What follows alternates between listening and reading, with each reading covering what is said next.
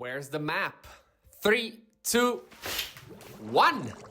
Hello, everybody, and welcome back to episode 185 of the Shower Podcast, the podcast where I'm in my shower and you do you.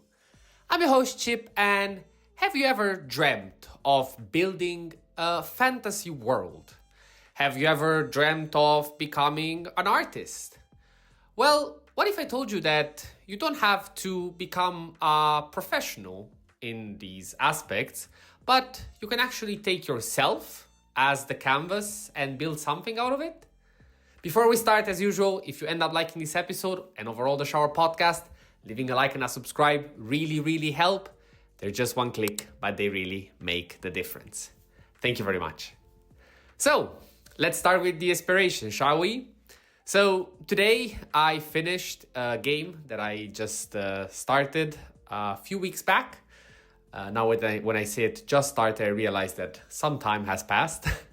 And the game is Expedition 33. I don't remember if I mentioned it in one of the previous episodes, but if you are into gaming, if you like games overall and you're looking for something, I cannot stress how much I recommend it. It's just, I really hope it will win Game of the Year because, it shows a lot to the industry. But we're not here to talk about that.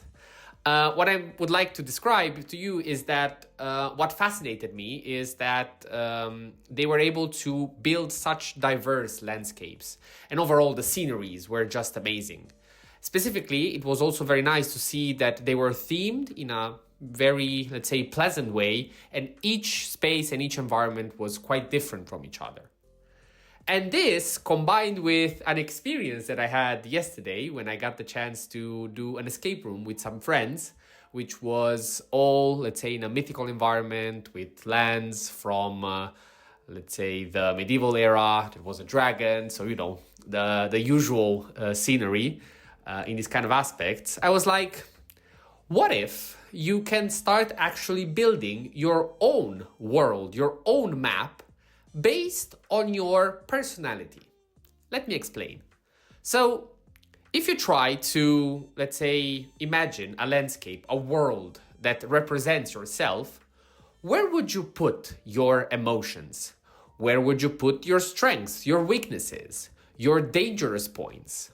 And you have to imagine that, let's say, you need to draw a map for somebody else to kind of understand you.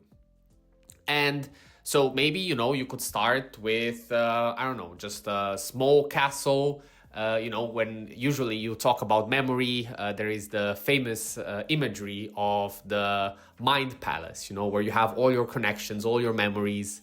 And that it's actually very evocative. It's a very strong image because indeed it helps you to imagine that all the knowledge that you have, all the things that you know, all the connections that you might have in your brain are stored somewhere in this palace.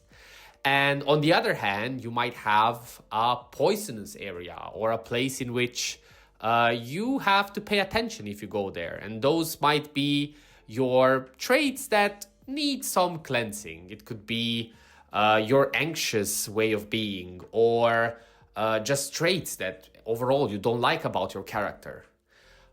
You might build adventurous landscapes, where you try to represent your willingness to try things, to experiment. And the list goes on. I mean, here I'm just throwing things out in a most simple manner. But you could make also these exercises if you want with any of the large language models. They're very good at, helping you brainstorm these kind of things. So try to give them just an emotion and a kind of, let's say, representation that you might want to have. So just define a general theme of this world of yours and then define your emotions, your strengths, your weaknesses, just the things that you think are part of yourself, and see what kind of world they're able to describe and maybe create a map out of it. I don't know if I'll have time today because unfortunately I am very time restricted, but I'll try by tomorrow to post on the page of the Shower Podcast a map with with my strengths and weaknesses, and let's see what comes out of it. But overall, it's an exercise to, first of all, improve your knowledge about yourself And finally, also trying to explore the things that you just might not realize on a day-to-day basis.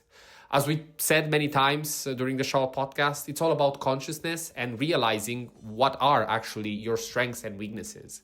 And this kind of map, first of all, helps you to, just put down a draft. So it creates a strong image in your mind, and also it lets you also evolve, this landscape.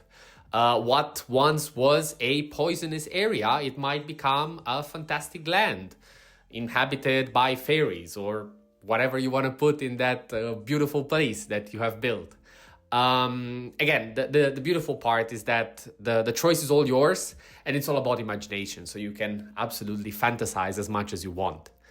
But to conclude, the fact that you're able to create such a map I believe will help you a lot to, again, just understand which are the points that you would like to traverse, and which are the areas where you, let's say, need to work on as for yourself, and which are the places in which you would like to bring an expeditioner with you, or just a friend, whomever is with you.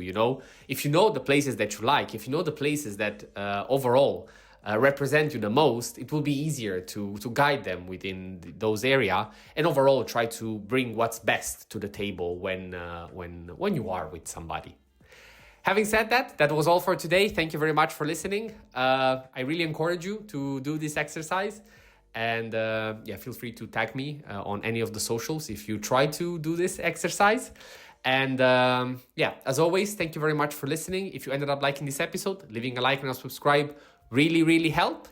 And as usual, by the end, stay consistent, stay resilient. This was the Shower Podcast, and see you tomorrow.